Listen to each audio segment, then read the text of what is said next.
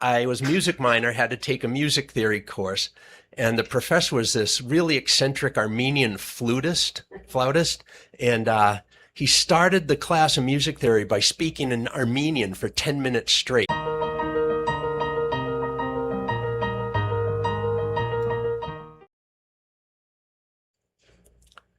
Harry empezó la primera clase de teoría musical como la mayoría de los profesores. Repasó el programa, los requisitos del curso, las tareas y el calendario de semestre, pero en armenio. Ni una sola palabra en inglés.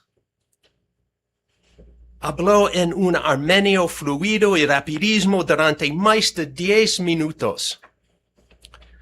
7 de los 25 estudiantes que estábamos en el salón se levantaron y se fueron, y 5 nunca volvieron. Take a minute and turn to each other and share a little something about how you're feeling right now. No, go ahead, really, for real. Take a minute. What was that like? So my 7 weeks at Middlebury College Spanish school reminded me of this experience from when I was in college. So if you understood what I was saying, it was a little bit of a meta exercise, because I was a music minor, had to take a music theory course, and the professor was this really eccentric Armenian flautist, and he started the class of music theory by speaking in Armenian for 10 minutes straight without batting an eye. It took me about 5 minutes to kind of get what he was doing, but a bunch of people walked out and never came back to the class, which made Harry, later he would tell me, feel like he had totally failed and he really screwed up, because he made people feel like they couldn't be part of something, and that wasn't his goal. He was trying to talk about music as being a language all of itself, but he missed the mark, because it made people feel so othered that they didn't want to do the class. They didn't want to learn about it anymore. And he said he learned a lot about that from that experience. And not only that, he said he had been starting the class that way for years and like had never had a problem with it. So like it hadn't occurred to him. And it made me realize that, boy, I hadn't had an experience like that in a very long time.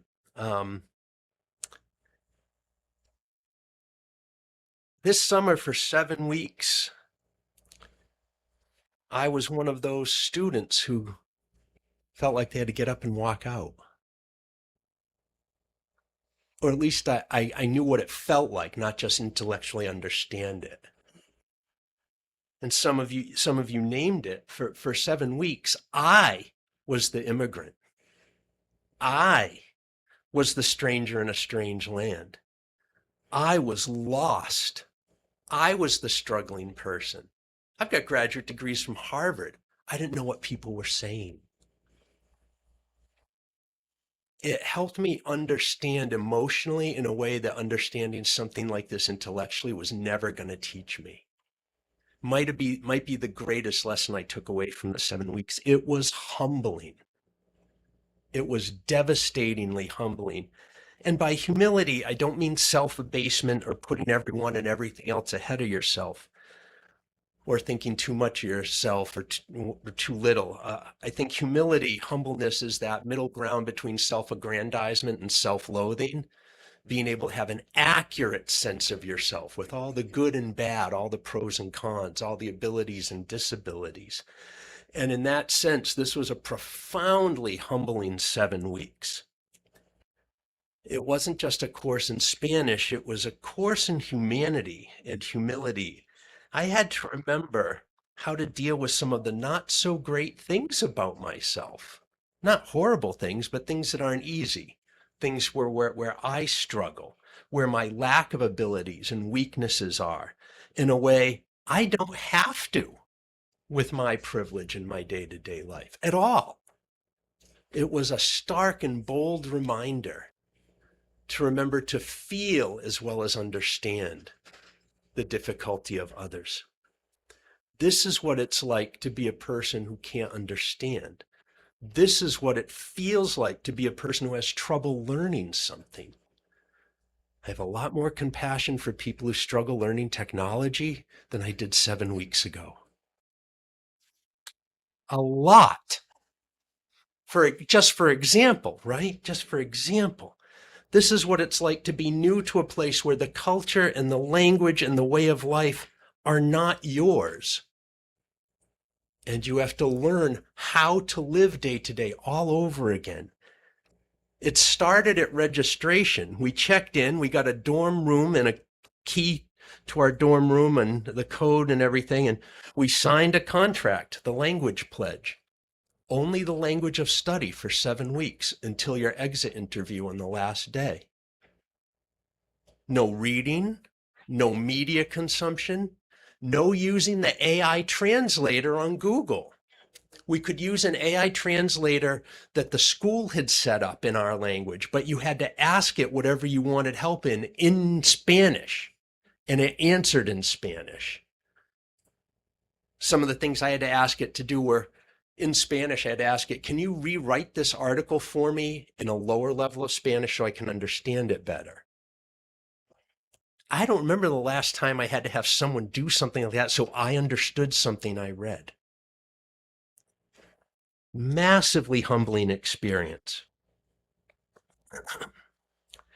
Not only is speaking in a different language difficult, listening is difficult too, isn't it? It's alienating. Day one, all the classes were taught in Spanish at full conversational speed. No slowing down, no doing it as if we're a beginner, just as they teach. Normal conversational voice, normal teaching speed. You had to catch up. You had to really pay attention. It was exhausting. The mental energy I was expending, I don't notice myself expending mental energy on a day-to-day basis, but I did for 7 weeks. The first couple of days, I couldn't believe how much I was eating at lunch. And no lie, because I felt tired, like I had physically worked out all morning. In a sense, I had. My brain was churning through sugar or whatever at an exceptional rate that it's not used to. I could feel my brain and my head be tired. That is how much concentration it took to keep up. I wasn't used to not having, look, I talk for 20 minutes for a living every Sunday. I am not used to not having the words for the thoughts in my head. It was devastatingly frustrating. And I couldn't look them up in the dictionary because I had to look them up in the Spanish dictionary and figure out what was being said and sound it out like when you were in first grade before you could type in to the internet what the word was. It was hard going. It was brutal. Everything was extra work. And the pace was incredible. They were trying to improve your level of the language in 7 weeks. Day one, we studied the preterite tense. And there was 3 or 4 hours of work after that for the next day. And the next day, we started to do the imperfect tense. I'm like, wait a minute. Perdón, un momento. I'm still on the other thing. No slowing down, right through. I feel like I'm still catching up. Like sometime in October, November, I'll have processed all the lessons I had in 7 weeks. There was always an individual and a group assignment in process at the same time every day for 3 different classes. You didn't have time to slow down. It was intentional. It took me 2 to 3 weeks to figure out what they were doing. But they were giving you so much work that you couldn't stop and think about not using your English, that you had to just keep going. We had projects like we had to work with a team to make a 5-minute movie.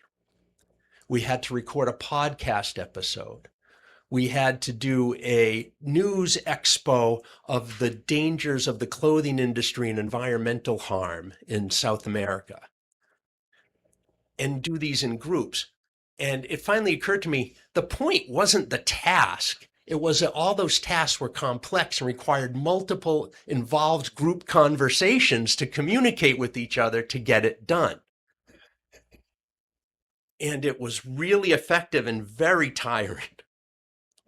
You had to have these ongoing conversations. All the meals were eaten together with your language school. So different language schools had meals at different hours, and you sat and you had to do that.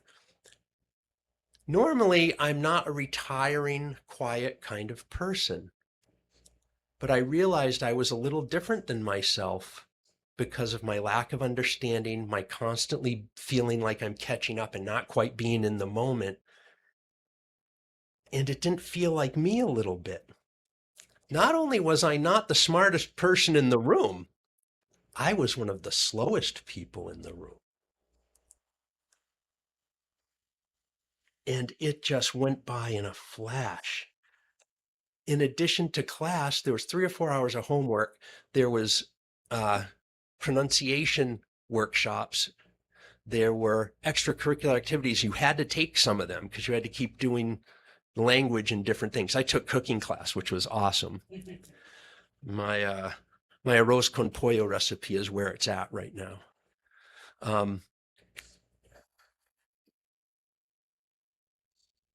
And it brought in other things that were humbling, things I was forced to face that I avoid in my day-to-day life. One was hearing loss, and the other was age. At 60, I was not the oldest student in the language school. Someone was 82. But we went through our classes together. Like, so I had like a group of 12 people, and we went to all three of our classes together. We were in the same cohort for the summer. So in my group of 12, I was the oldest by 10 years, the next oldest person. The average age of the 12 people in my group was 32. The two youngest were 19, in between their freshman and sophomore years of college. I was literally old enough to be the grandfather of 4 of my classmates in the cohort. And y'all know I have hearing aids, right? So I love my hearing aids. I can hear so much better with them. I have not yet fully realized until the past month how bad my hearing loss actually is, because it stood out starkly when I was trying to understand not only what people were saying volume wise, but what the words meant and what the grammar meant all at the same time.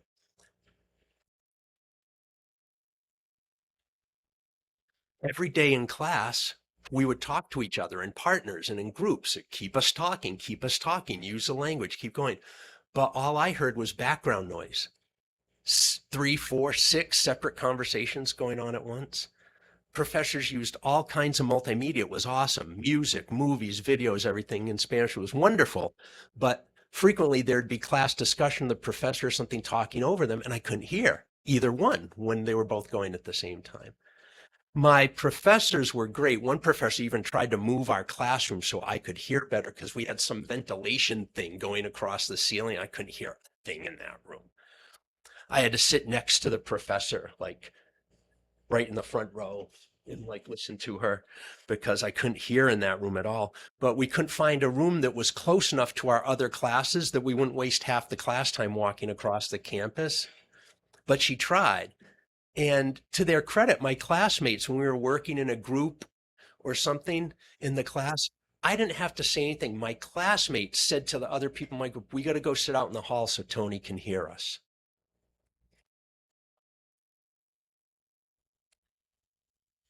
A bunch of those kids have been raised right, let me tell you. Dinner time, we're supposed to be having conversations. I can't hear. The cafeteria is full of people having conversations because it's part of the program. I finally figured out after a week or so that if I sat at the outside tables, it was much easier to hear. So I ate most of my meals outside unless it was pouring rain. It was a humble reminder of the way so many people are so different from each other and made to feel unwelcome for all kinds of reasons, not just for language or culture, but for physical or other abilities or disabilities, any reason whatsoever, a human being is different. And that difference just makes it harder to plainly exist in a common space. Boy, I understood that before this experience, but boy, it's up front in my heart in a way I don't think it's been in a long time.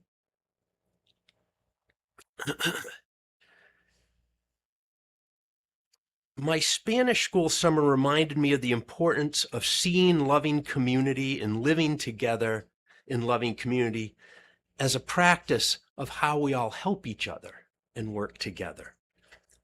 Although I struggled with my hearing, my professors and my classmates helped.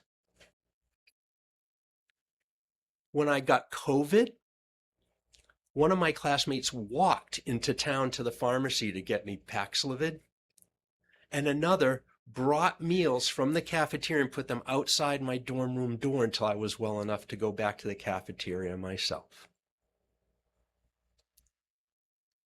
Simple things, but like the poem, right? I like your hat. Thanks for moving out of the way.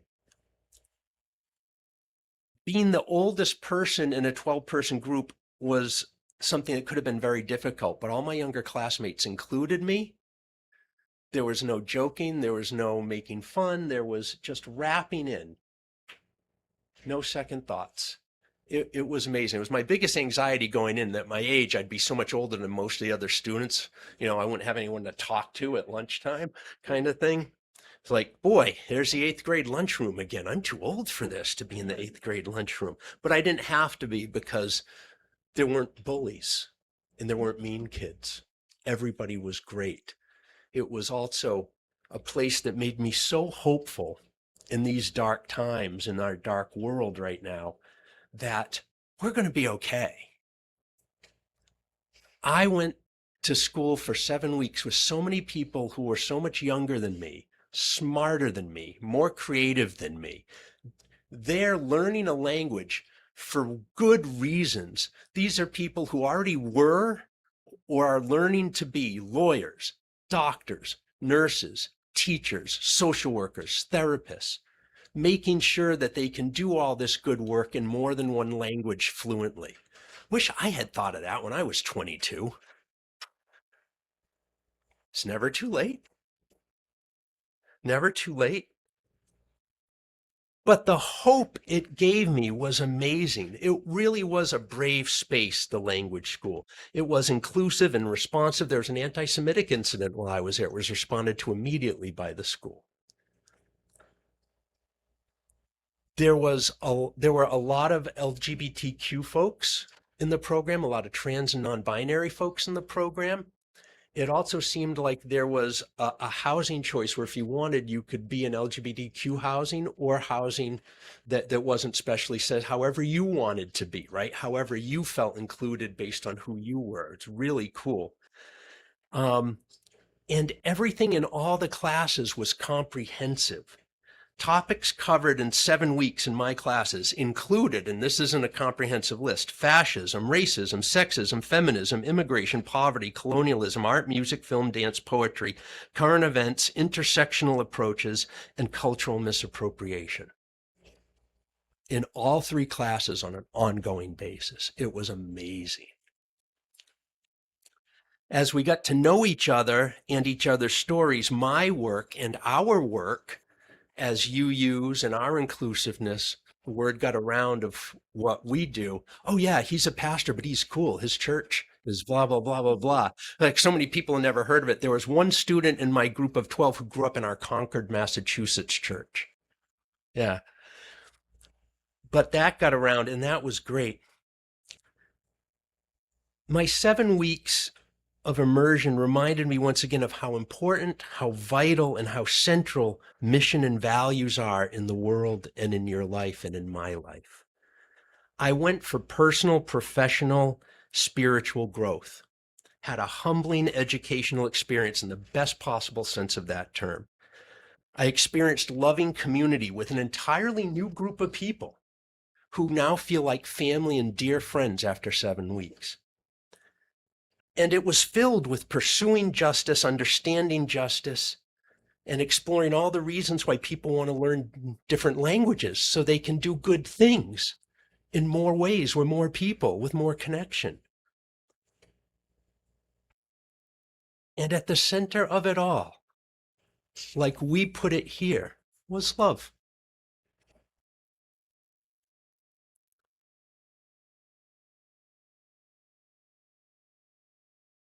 Check out my website and blog at tonylorenzen.com for even more resources that will open your mind, touch your heart, and inspire your spirit.